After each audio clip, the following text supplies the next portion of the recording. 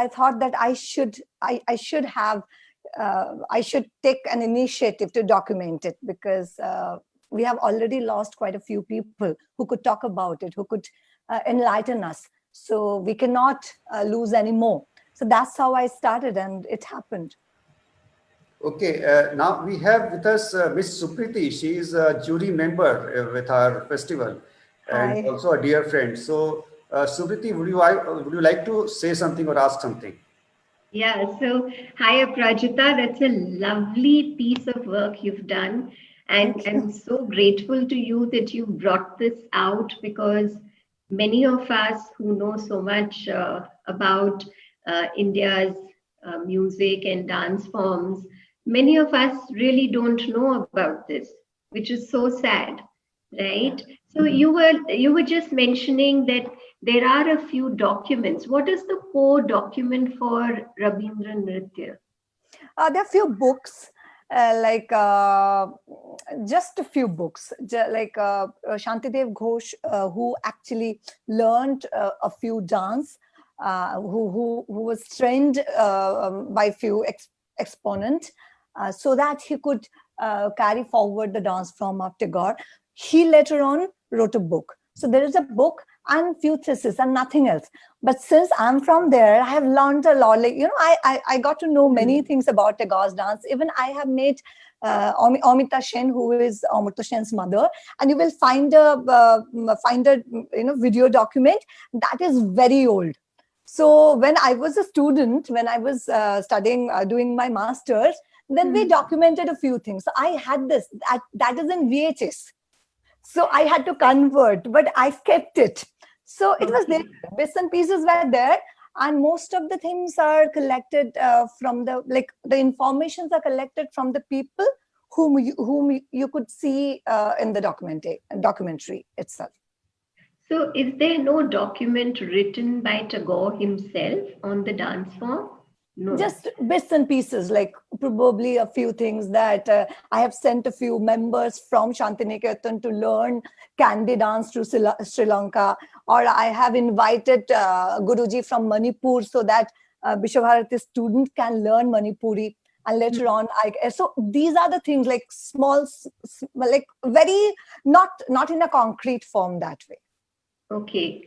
So this is very interesting, because, of course, we've known Rabindra Sangeet for the longest time, but to get to know about this now, like so many years after independence, is really something. But I'm not surprised, because I think in India we just have such a variety of art forms. We are still discovering. The eighth classical dance was declared as a classical dance, that is Hatrio, was declared as a classical dance like less than 10 years ago, I think. So we're still discovering so much, right? So do you think that Rabindra Nritya can be classified as another kind of classical dance? You can say that. Or again, I feel Tagore has been always contemporary, and his dance form is also very contemporary, because it's like quite a mixed bag of something. Like in Vishwabharati, two major dance been trained. One is Kathakali, another is Manipuri. And Tagore's dance is also based on Manipuri and Kathakali. And of course, other folk forms are there. And Kandi dance is also there. And in few places you might find some movements, Western movements also. So it's a kind of a amalgamation of various forms. So I feel it could be termed. But one thing is very clear, that Bengal never had any dance form that way. Bengal basically do have this dance form. And another thing Tagore mentioned in his writing, that we never had any dance form that could be presented in form of in a presentable form, or in a performance, or that could be respected by people. So like there are many folk forms which are not given that much of respect, but Tagore said that we should present a dance form in front of the world, so that everyone can respect the dance form. So, and what he did, he introduced many women at that point of time, it used to be very difficult for women to perform in front of the people. So what Tagore used to do, he used to sit on the stage only, so that nobody can say anything. So you can see that, the kind of revolution we could see through the dance form. So it's very, very important in the history of dance. Right. No, he was a revolutionary in so many ways, of course, through his writing, through his songs, through his literature. There's no doubt about that. So I'm going to ask you something. So there is a scene in the film where you are sitting on the stage towards the end, where you're basically you go to sleep and you're dreaming actually, and then you find yourself just sitting on this vast stage all by yourself. Yeah. What did you experience at that moment? Okay. So whatever we could see in the dream sequence, that is basically Shantiniketan. Major part, like the places which we recognize. And this particular stage, which is called Gaur Prangan, Gaur Prangan is a historical place. We have seen many gurus dancing on the stage, and the major dance dramas, major dance performances happened there. It was not like that. It was not that that way. Earlier the place was there, but it got developed, and all the major functions still it is being performed there only. So it has got a great significance. The stage has got a great significance with Tagore and the place. So that's why. Yeah. No, I really liked, Harsh, you can step in whenever you want, because I will just go on asking questions. I have so much in my head, but I really like the way you put the story in story format, and the way you juxtaposed looking at a working woman's, stress points, and then, looking at dance. Is the pursuit of art so devastating for romance? Not really, but I think it overlaps. I believe for especially for women who actually need to balance many things in life, they need to make the people understand the passion, because most of the time it's not only about women, it's about men also. The people who are passionate about their work, it might not be art form, it might be anything else. The other people in the family or the closed one, they feel that the connection is with the work, or with the particular thing the person is attached to. They don't feel that they are also part of the passion. So I think that conflict is there. It's not only for women, but it's, anyway, for women, I feel is a bit more difficult still. I think it's also because they are now stepping out into that zone, and the expectation from them is to balance with some other domestic roles and expectations. Whereas for men, I think the expectations are set. If you're passionate about your work, you're great. And if you choose to, or therefore have to, neglect responsibilities, it's okay. We will manage with that. So that role and expectation is set for men, but I think women are still struggling to establish that. And I really like the way you kept switching between this and that. So there are some scenes where you show some Chhau, Purulia Chhau, and it looked like Kalaripayattu to me, but I'm not sure what it was, where there are some people on stage, and they are doing like little bit of acrobatic movements. I don't know what art form that was. No, that is Chhau only. So that that part, that is basically choreographed by Alokananda Rai. So Alokananda used Chhau, and probably she used Chhau in Tagore's dance form for the first time. So that was like kind of experimentation and really clicked. That's how I used it. Basically, this is also collected from Alokananda, and it was widely performed, the Balmiki Pratibha widely performed to various places, and later on it was introduced in a film also. So So Alokananda, these pieces which are mentioned, like Chitrangada, Chandalani, Shama, these pieces which are mentioned, they are all performed according to Rabindra Nritya. Is that why? yeah, Okay. So is that? these pieces, these stories were written by Tagore himself? Yeah, it was Okay. written. So, and everything was, there used to be notes basically. And not only Tagore decided everything, but Nandulal Boshu, as we know, the famous painter, Yes. he did the, sketches of dresses. He even Okay. created a few The dresses. costumes. And even the stage design was done by, like, in Shantiniketan, the design is very simple. That is mentioned by Guru Jiten Singh, Yes. who has just passed away.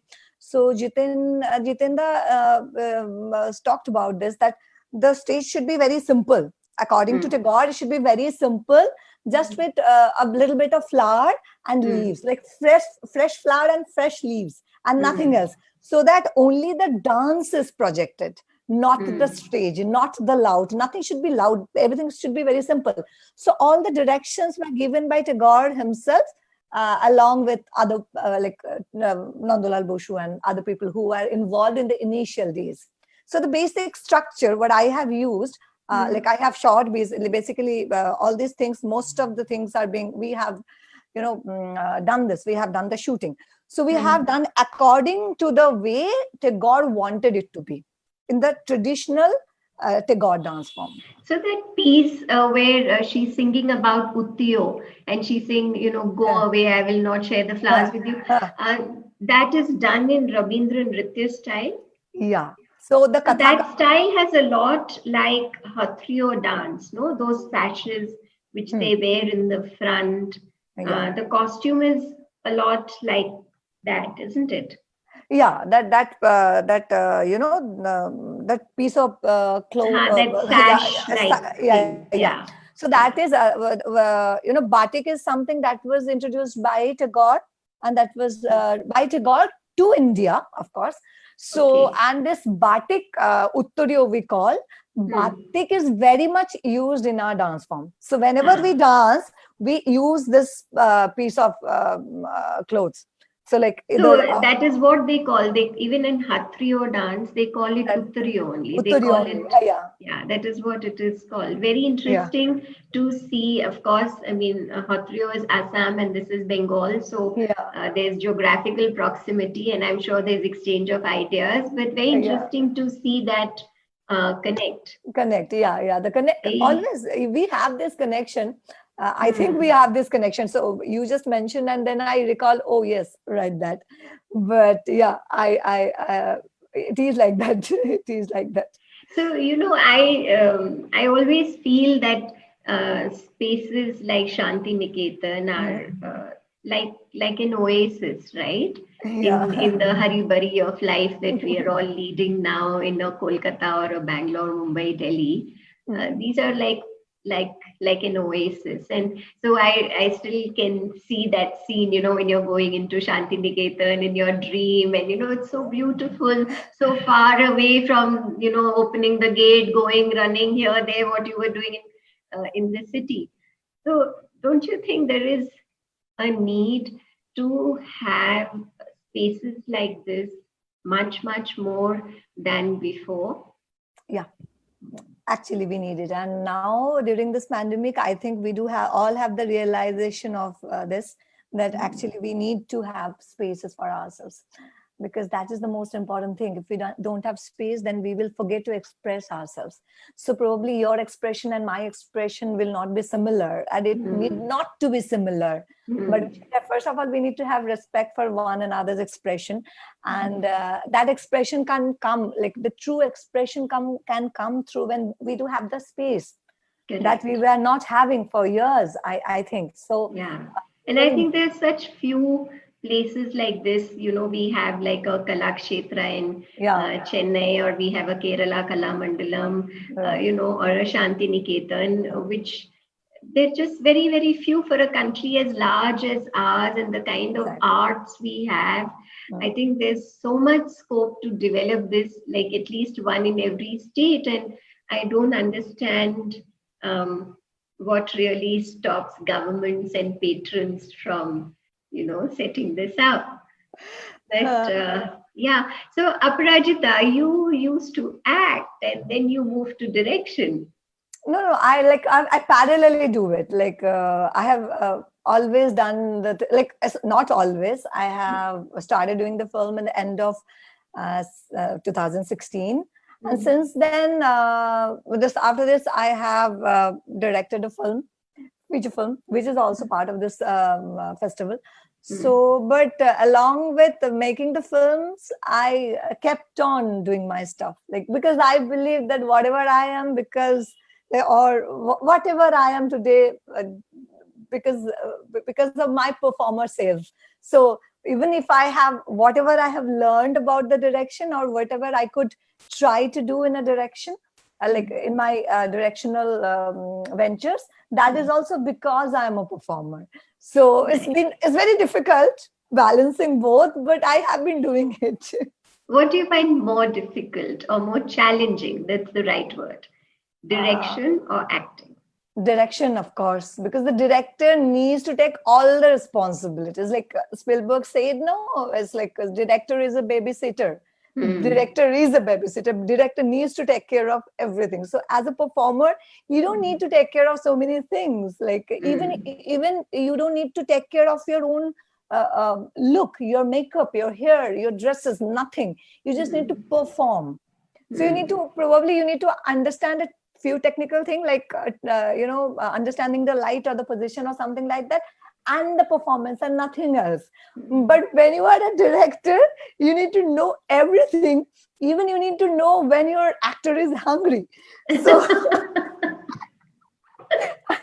so True. Rightly said. Yeah. So what are the challenges you faced during the making of this particular film? First of all, this was done in two places, like in Kolkata and Shantiniketan. And I had to gather so many people. Like, first of all, to approach them, doing a vast Reiki and doing the script. But it's not that way. It was not that way scripted. It cannot be like when I'm taking the interview, I don't know what they are going to talk about. So, yeah, I tried to organize, but it was my first venture. So I couldn't understand many things. And I faltered. And I did what a newcomer director can do. Yeah. And major problem has always been the fund. I believe this is the major problem. But apart from that, yeah, balancing, like really bringing so many people together. Because even when we had the shooting of the dance, what we did, how it is traditionally been done in Shantiniketan, like the songs are happening live and people are like dancing live. It's not that it's being played. So we had to arrange everything, and balancing the sound outside and keeping it like the way it is. It's been a very difficult task for the cinematographer and the sound recordist, and he has done a wonderful job. So all these things were really, really difficult. People would come and see what is happening, because then we need to make people understand, can you please stand here, because like we are shooting. So as most of the part is shot in the outdoor, so all these things happened. But yeah, end of the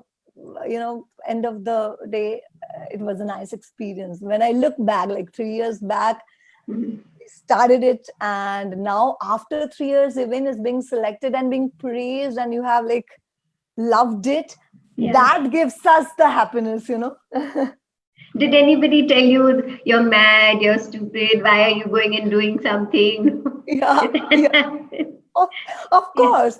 Like you are people know, like you are doing good in your profession. So why are you doing this? Why are you taking the risk?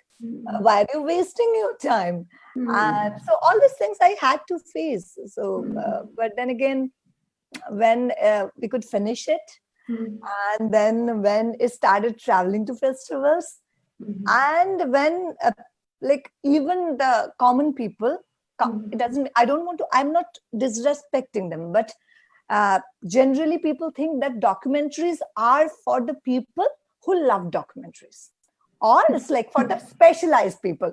So my idea was, I will not make a documentary that is boring. I'll make a documentary that is happy, that will make people happy. So, and it started happening. People started watching it, like in the in Kolkata festival, like so many people were standing outside outside the auditorium. And I was like so surprised. Oh my God, people have come to watch documentary.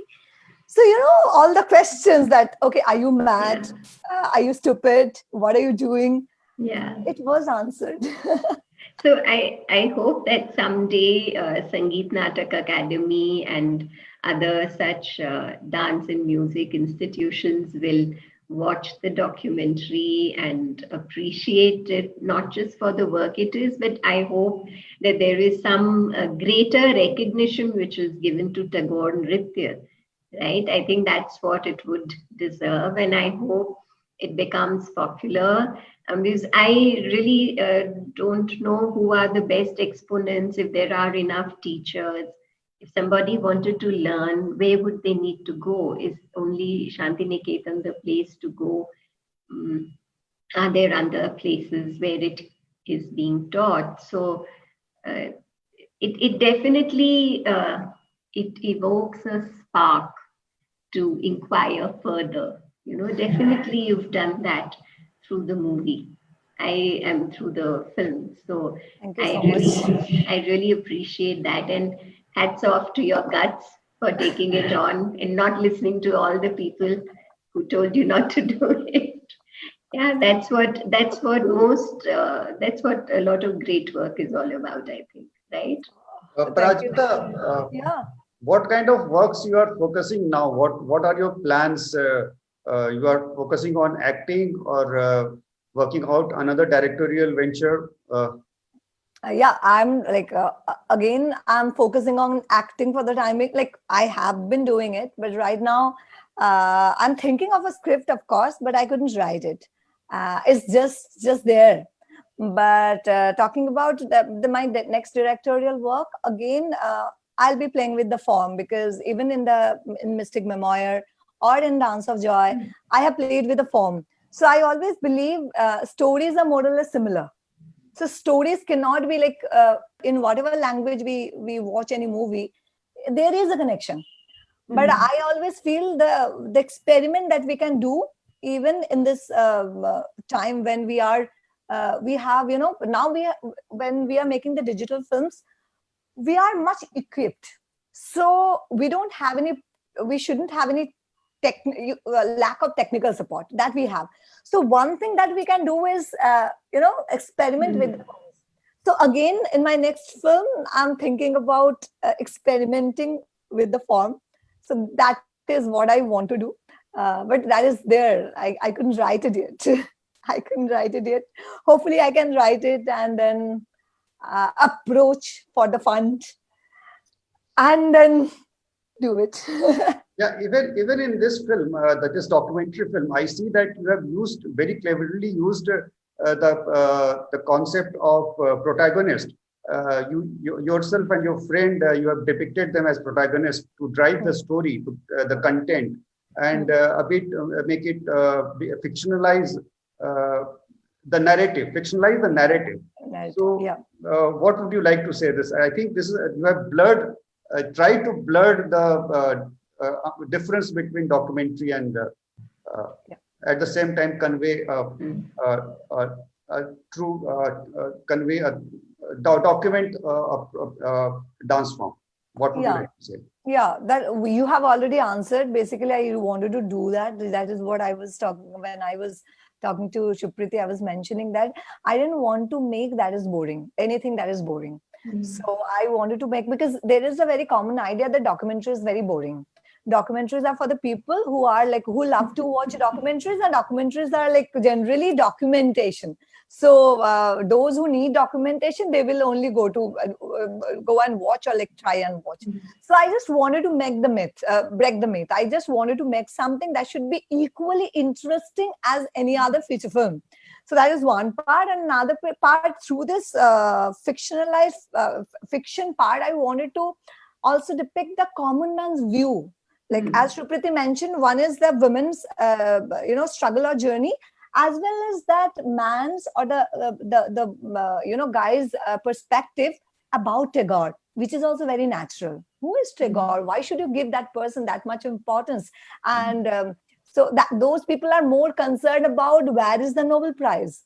It's not about it's not about what Tagore has done. What he got it for. So it's like very, the approach of a common person, and that I believe that it should also be part of a documentary. So documentary, so that's what, I always think. I just think I have so many things to learn, but I always think that we should more experiment with the form. That will make the film, any kind of film. Film is a film. So it might be short, it might be long, it might be independent, it might be Bollywood, Hollywood, anything. But when the forms do change, when we experiment with the forms, then it becomes, I believe it becomes interesting. It might not be, we might not find it, good, but it's new. Yes. At least it keeps us going from the first frame to the last frame. And I think that's what your film did. I didn't get up during the film. I watched it from the beginning to the end. Thank you so much, Aparajita, for that. Thank you. Very beautifully done film, Aparajita. And looking forward to see you again within few days. We are screening your another film, Mystic Memoir. So we'll have a long discussion again. And keep doing your wonderful work. Thank you so very much. Thank you so very much. See you soon. Bye. Take care. Bye-bye. Take care. You too. Bye-bye.